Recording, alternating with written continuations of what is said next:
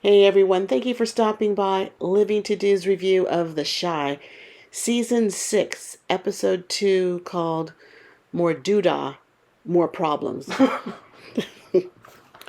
Wow, in this episode, it actually starts off with Victor. He's in his office, and because he's a city councilman, and in his office is a guy, and he's talking to him, and it's all mysterious at first. We don't see the guy's face, and we know he killed somebody in the past, but he says he has redeemed himself and he's a better man and he wants to see his sister. We find out the guy is Lene's brother. I think he killed somebody, had to go to jail. And then she moved in with Kevin and Kevin's parents. It's interesting. He wasn't in jail that long, huh? No, that's what Victor said to him when he was entering his office. He said, the guy was talking to Victor, and then Victor said, "You didn't do enough time." Oh. Clearly. Oh, okay. Maybe it's some funny business on how he got out early for a murder. Maybe some doodah doings. Yeah, maybe. Maybe. That's interesting. Okay, yeah. So Victor is going to talk to Dre and Nina, the parents or the guardians. I think they're adopted parents of Lene. And at first, they didn't want to bring him back into her life. They didn't know how he was, but she wanted to see him. Lene wanted to see her brother. He did come over. They reunited. He was asking her questions about, does she have a boyfriend? And she says, kinda, because Barkari is her boyfriend. And he wants to know if he's a street guy or not. And she tells him, well, he's better than you. He didn't make it that far yet. Yeah, really. He's a baby mobster right now. So that storyline, and we're going to see it build and see what this new character, he's a nice looking guy, and we're going to see what his character develops into. Cute. Other than he is trying to kick it to Tracy. I think there's going to be a little love interest situation there because Tracy was getting calls from Duda and she finally blocked his number. So I think this young man's going to be sniffing on Tracy's way.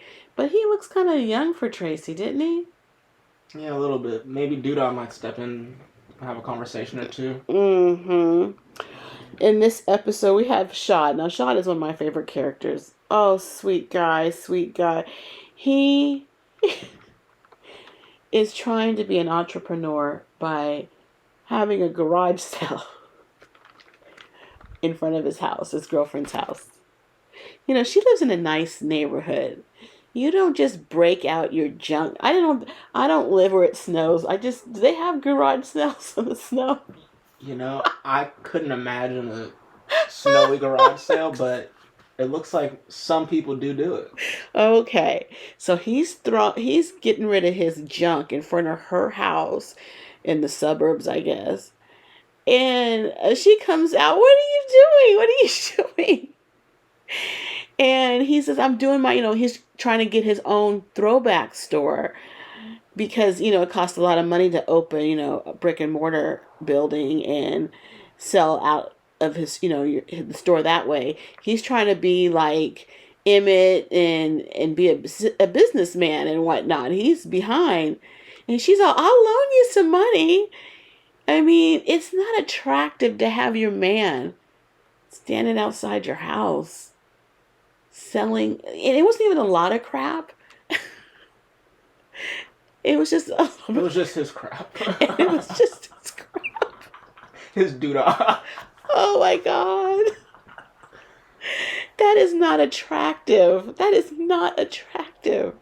And he thinks he needs to get a start somewhere. So he's putting in the effort. And bless his girlfriend, Deja, who can find it in her heart some sympathy, empathy for this man who's trying to make it and better himself this way. I just couldn't do it. You're not going to be an entrepreneur. I don't know. It just looks. It just get a booth somewhere. I mean, I don't know. Just anyway. In this episode, we have Maisha and Gemma. They're out shopping and they run into, I guess, a famous recording artist. And she recognizes Maisha and she wants Maisha to open up for one of her performances. And the girl wants her to do about 15 minutes. And Gemma's there. And Gemma's like, oh, she can do 10. And she goes, "Oh, just let the band play for the for the other 5 minutes or whatever." And they're very excited, and she's going to get paid for this deal. And this is what Maisha's been looking for, paying gigs. And Gemma is the one who gets all the wheeling and dealing behind the scenes, getting a merch spot set up, and I guess like a writer, what she needs for her performance, and negotiating a price and all this and that. And so we go to the concert. Right before the concert, I think, was it right before, when she said that Maisha told Gemma that she was nervous because she hadn't performed since the shooting. So of course she would be nervous. And she does a performance. She does it really well. And she comes backstage after her performance, and who is in her dressing room but Kevin is there. And he saw the performance. He congratulated her. And it seems like he was trying to get close to her a little bit, and he wanted to get something started with her, and then she kind of blew him off. That was like so embarrassing. That was pretty bad. He's like, yeah. You try to play it off. Poor guy. And then I guess she kind of reconsidered and basically said yes to his idea of them becoming a little bit more than friends, but she doesn't want him to tell Pappa. Pappa can't know. At first, he said that, and she thought maybe he was embarrassed of her. And he's all, oh, no, he shut that down. No. But she's like, you just can't tell Pappa. He just wants their thing to be their thing.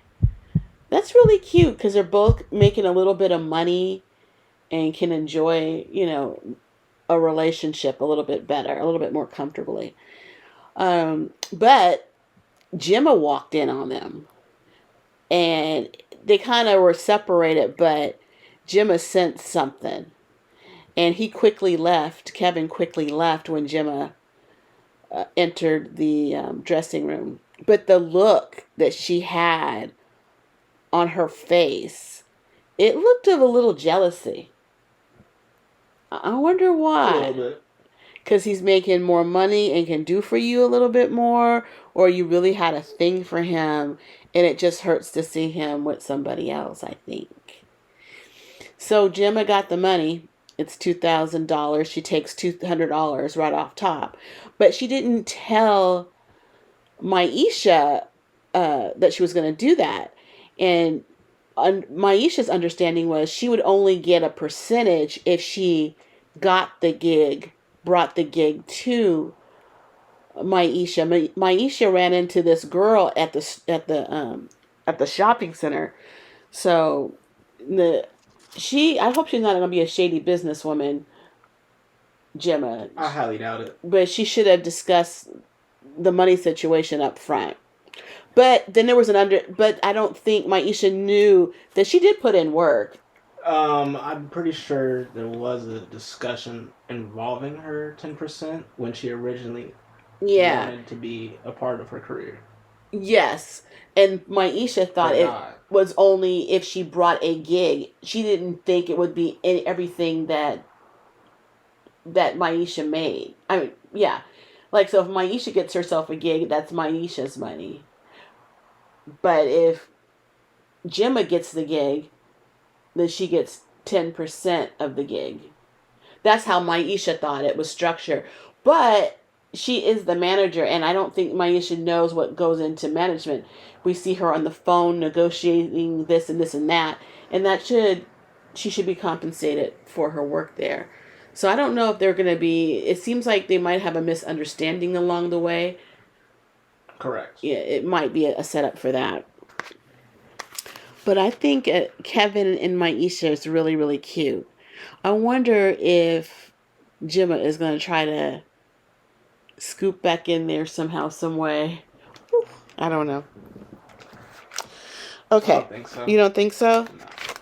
But she just gave a funny look, so I think she's in her feelings just a little bit about it. Okay, so we have Pappa, and they show Pappa's family. His family consists of his dad, who is the preacher in the community, and his mom, and his new brother, Bakari. Bakari has taken up residence, or they have taken him in as a family member. And then Dad gives this speech, and it's about doing the right thing. Basically, just do what's right and not what's convenient. Now, I think they made the scene because that's foreshadowing for something that's going to happen. And I think it is something that's going to seep into Bakari's head somewhere down the line, the way they played it up. Definitely will. Yeah, something is happening there. Duda went to Papa's dad's church to make a donation, but Papa's dad didn't want it because he already took a donation from Duda and he had to go to jail. What was it? I don't know if it was money laundering or what he was doing, but it was some type of fraud, and he got involved with it because thought he could take the money and do some good with it, but he doesn't want nothing from Duda. And Duda had his goons with him, 2 of his goons, and the goon that stole the car last episode spoke up and told Papa's dad that when a man gives you a gift, you should take it. You know, those are it's a threat, really. The whole operation from Duda was a threat. Was a threat. And then Duda whispers to Papa's dad, okay then. A whisper, like a calm. They were stepping to each other, and then once they got to the end of the stepping, Duda decided to whisper into his ear, kind of creepily. Very odd. Just the whole operation since they walked in was a threat. So, but Duda's dad, Duda left, and he saw Bakari at the car. You know, Bakari works for Duda, and Duda wanted to know, why didn't you come inside? And Bakari's like, I live with the man. And Duda goes, but you work for me. So I think whatever that talk that Papa's father gave earlier about do the right thing and not only when it's convenient, I think, in my opinion, that Bakari somehow is going to save Papa's dad by killing Duda before Duda kills Papa's dad. That's what I think. I don't know. We'll have to see. Just the way. Another thing that I think is, I think you're correct. Or maybe Duda will get the job done and Bakari will get revenge or something. But I believe that Papa's father got through to Bakari with that speech, with the lead by example. Yeah. Because then later, a couple hours later, he led by example. Bakari. Oh, okay. He didn't know Bakari was outside. He didn't. You're right. He didn't. But you got to be a good person even when no one's looking. Yeah. So, yeah, good one. And hopefully Bakari's revenge or his actions don't lead by example to Pappa. Right. And Pappa, now, he's going off and getting an older woman who's interested in him. And they find out that they're both PKs, preacher's kids. And when you're a preacher's kid, sometimes you abide by everything you've been told. And you don't listen to secular music and just different things. You're a do-gooder.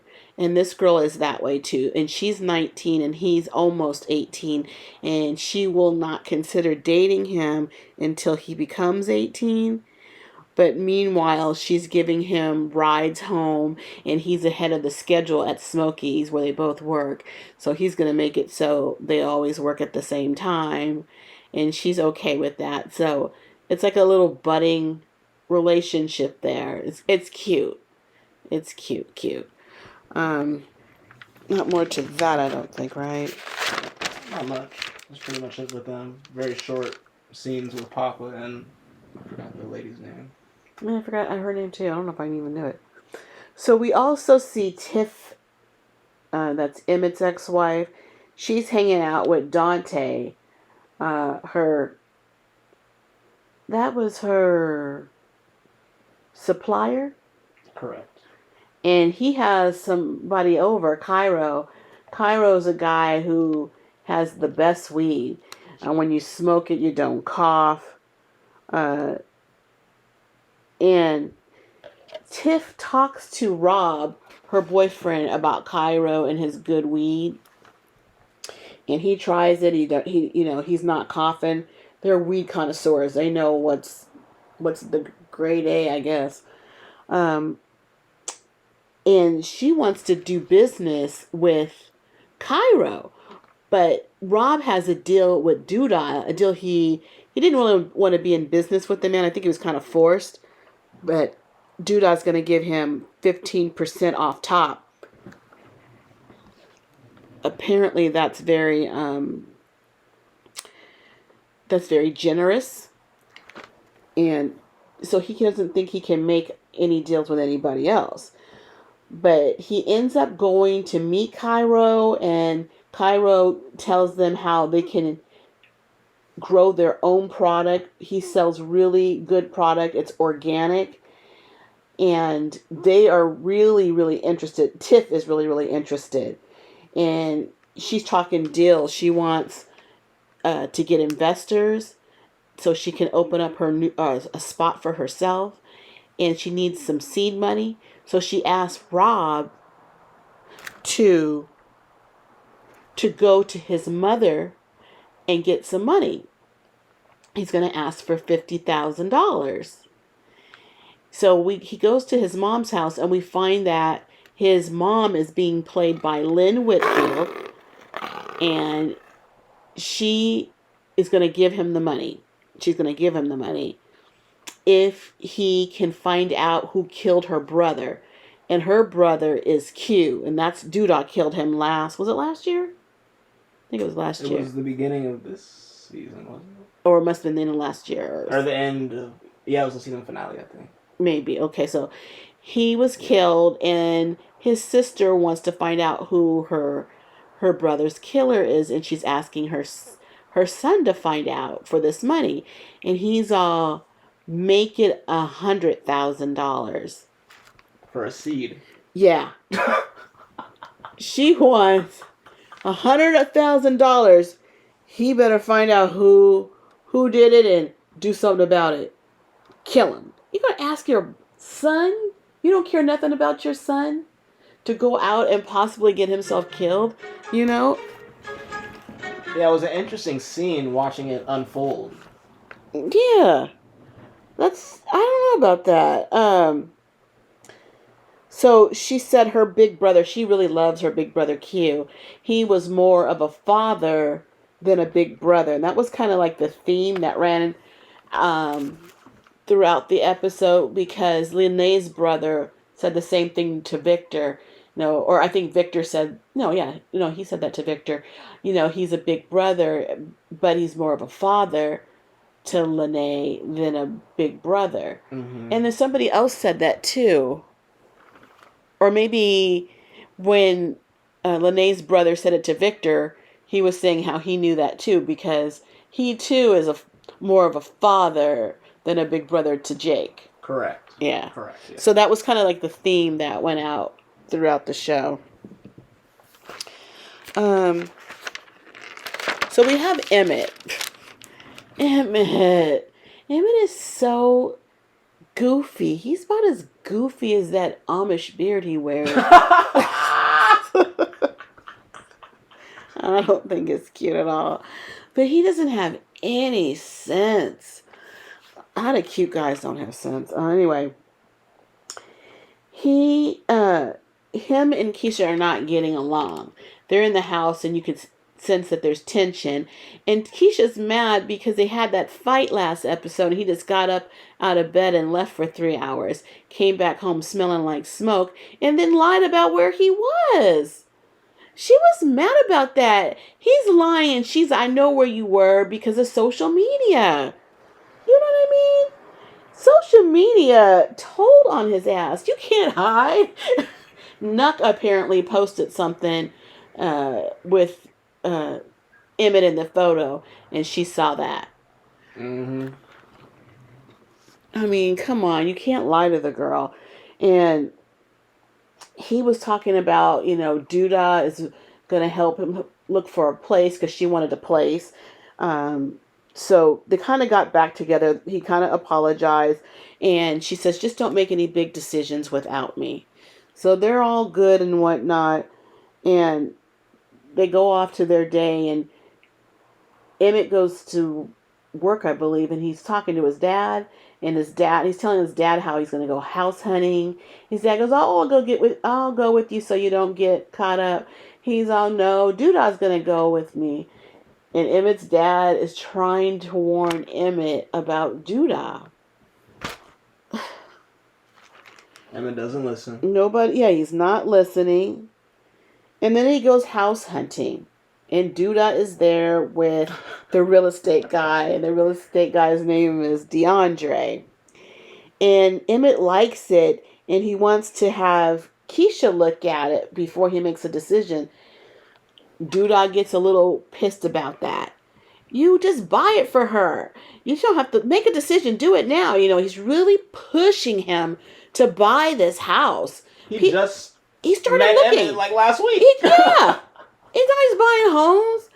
And then the real estate agent, DeAndre, is saying, yes, you should have your girl come look at the place before you buy it. You don't want her not to know where she's going to live beforehand.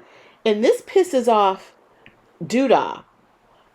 Similar to the smoking room incident with the smacking and chewing loud and all that. Because someone's defying him or not supporting everything that he says. So, Duda says, in the olden days, you just buy a woman a house. That was all there is to it. And then the real estate agent's all, let's stay in present day. And